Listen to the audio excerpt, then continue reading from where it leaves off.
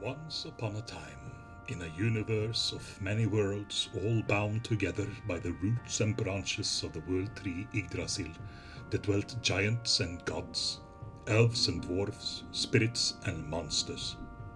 The halls of Asgard gleamed with gold, Midgard lay broad and green beneath, and beyond stretched Jotunheim, the land of the giants, ever in strife with the Aesir and Vanir, who themselves are divinity clad in flesh. In this universe of profound savagery, Thor, strongest of the gods, felt stirred to wander beyond the homesteads of his kin. He longed to measure his might in obscure places where peril and fame could yet be found. Word had come of some powerful beings dwelling far off in the wilderness, giant Jotuns who ruled in distant strongholds. Loki, quick of tongue and restless of spirit, urged him on, promising both trial and renown. Together they resolved to set out, and Thor readied his chariot drawn by his two goats, with hammer in hand. Their path took them far from home, through forests and across barren stretches, until night fell. Thor came in the evening with his goats to a certain farmer, and obtained lodging there with his companion. And in the evening Thor took his goats and slew them, and they were flayed and borne to the cooking pot. After the meat had been boiled, Thor sat to sup with the farmer and his family. Thor bade the family eat of the meal, and when all the food had been eaten, Thor took the goat skins and laid them on the ground with animal bones upon them. He asked that all should beware not to crack or break or throw the bones off the hides.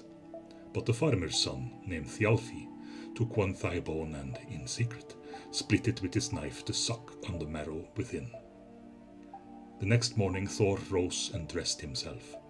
He took Mjolnir and with it hallowed the goatskins. Then the goats all stood up, but one was lame in a leg. Thor thus perceived what the farmer's son had done. He grew so angry that he grasped the hammer shaft and raised it up, so that the farmer and all his family were terrified.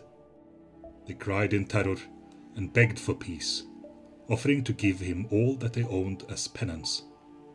As settlement, Thor took Thjalfi and Röskva, the farmer's children, into his custody. They became his servants thereafter. After that, Thor travelled eastward with Loki, Thjalfi and Röskva. They went through forest and frontier all day till evening. Then they saw a great house and went inside it to rest. At around midnight they perceived a great earthquake, and so Thor went outside and saw a huge man lying in the forest. They realized this was a Jotun, and his name was Skrymir. In truth, there was no house. They had been resting inside of his glove. And when daylight came, they all saw Skrymir lying there sleeping and snoring loudly. Then they were all afraid, and thought that they would surely meet their deaths if they followed him. But Skrymir woke and said, "Don't be afraid. I mean you no harm." The giant then asked if they wished to go with him, and they all agreed. After a while, Skrymir took his provisions bag, filled with foodstuffs, and tied it up with ropes. Then, as the Jotun once again lay down to rest, he said, "Please sit yourselves down for a meal. I myself must sleep for a while." As the rest of the company grew hungry, Thor tried to undo the bag, but he could not loosen a single knot. Thor then grew angry and struck Skrymir on the head with his hammer. But the giant merely woke up and said, "Lo, was that a leaf that landed on my head?" He then closed his eyes and slept some more. Thor struck him a second time, much harder now, right on the top of his skull. Skrymir awoke again and said, "What was that? Did an acorn fall on top of me?" Thor struck him a third time, so hard that the hammer sank deeper than ever before. Skrymir sat up, stroked his head and said, "A bird sitting in the branches above me? Perhaps they dropped some twig from their little beaks." The next morning, Skrymir stood up and said, "Now you shall go north towards Utgard, while I shall go south. There you shall meet Utgard-Loki. In his domain you will see many men who seem of great standing, but please do not think poorly of yourselves on account of that. In that place, men more powerful than you can conceive of will make themselves known to you. And so the company went on their way, wandering all day until evening, when they finally spied a great stronghold on a mound. Its walls were so high that they extended towards the clouds. Thor, Loki, and their companions went up to the castle and found the gate open. They went inside and saw a great hall, and there were many men sitting about on benches. And the king himself sat there in the high seat. His name was Utgard-Loki. He looked at them with disdain, then laughed, baring his teeth. At last he spoke. It is far too late to hear talk of a long journey, and besides, you seem to be men of mundanity and small statures. Tell me, what skills do you possess? For no man may sit in my hall unless he knows some craft or trick. Loki answered that he could eat faster than any other. So the king called forward a man named Lug, and they were to engage in an eating competition. A great trough was brought, full of food, and placed in the middle of the hall. Loki sat on one end, Log on the other, and they ate towards the middle. Loki ate all the meat on his side, but Log ate both the meat and the bones, and even the trough itself. All present judged that Log had won. Then Utgard-Loki asked what the boy Thjalfi could do. Thjalfi said that he could run faster than any man. The king then said that it would be good to test the boy's words, and so brought out onto the field a man whom he called Hugh. They ran the first course. Hugh always seemed to be far ahead. Then the king said that Thjalfi should put more strength and effort into the second race. And so they ran a second course, and this time Hugh had an even greater lead. Then Utgard-Loki said that Thjalfi indeed was a great runner, but still not as good as those that are present in his hall. They ran a third course, and when Hugh completed the race and turned his gaze back, Thjalfi was still far, far away from the finish line. And so the king asked what Thor could do, since he was said to be a man of such great accomplishments. Thor said that he could drink them all under the table. So Utgard-Loki had a great mead horn brought forward. He said it would be well done if Thor was able to empty it in one draught. So Thor took the horn and drank deeply, as much as was in his power to do. But when he lifted his head, it seemed to him that it was not much less content in the horn than before. The second time he drank more, but still it was not empty. The third time he drank the most, yet still it remained filled with liquid. And so he set the horn aside.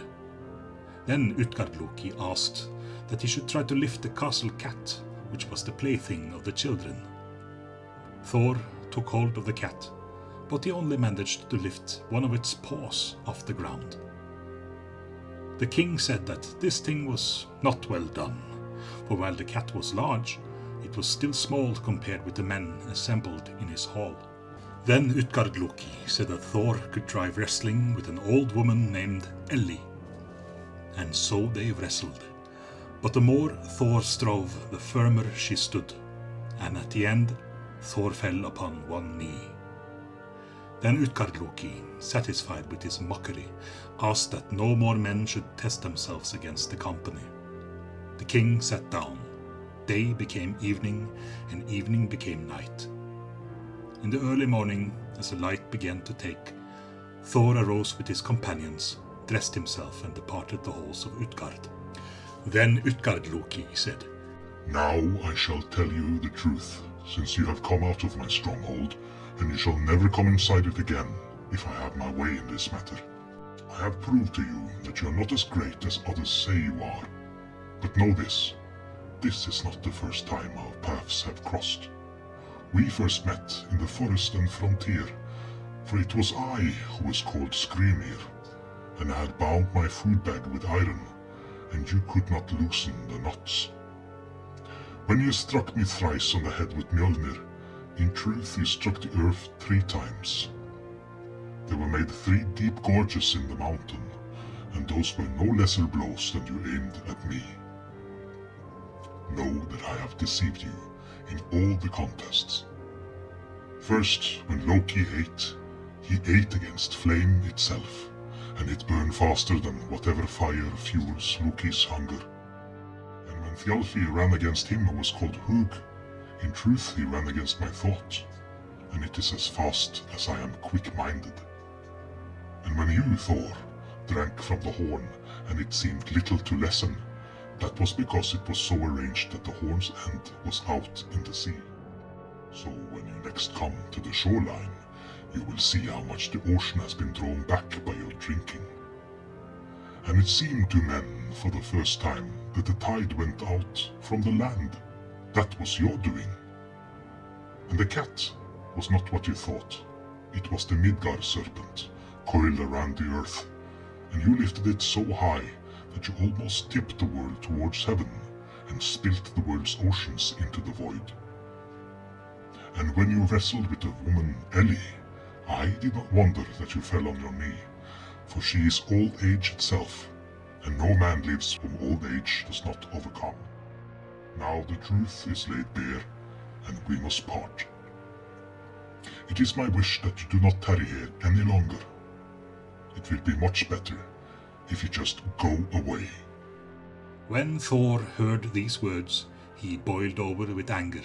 He seized his hammer and swung it up with great fury to strike Skrymir. But when he looked forward, just as he was about to bring Mjolnir down, he no longer saw the stronghold, nor the mound, or the king. The company was alone on a flat plain. They saw no other men. And so it came to pass that the companions all turned and went back to Thrudvangr, Thor's home.